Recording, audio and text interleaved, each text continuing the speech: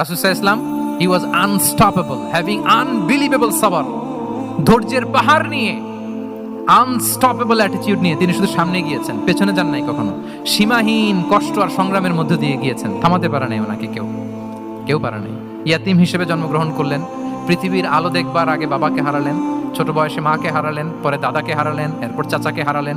শিয়াবে আবি তালেবে জেল খেটেছেন 3 বছর, physical torture, mental torture, life threat, হত্যা করার ষড়যন্ত্র হয়েছে। আল্লাহ তাআলা বলেছেন আজ রাতে হিজরত করো। ব্ল্যাক ম্যাজিক করা হয়েছে। লাবিদ ইবনে আল-আসাম, এক ইহুদিদের মিত্র, ওনাকে ব্ল্যাক ম্যাজিক করেছে। মারার জন্য খাদ্যে বিষ মিশিয়ে দেয়া হয়েছিল। বাজুর মাংস, খাসির বাজুর মাংস পছন্দ করতেন। খাইবারের এক ইহুদি নারী এই ছাগলের এই মাংসের মধ্যে বিষ দিয়েছিলেন।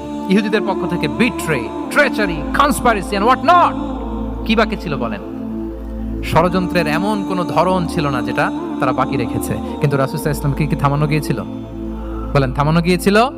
গোটা বিশ্বব্যাপী উনি ছড়িয়ে দিয়েছিলেন লা ইলাহা মুহাম্মাদুর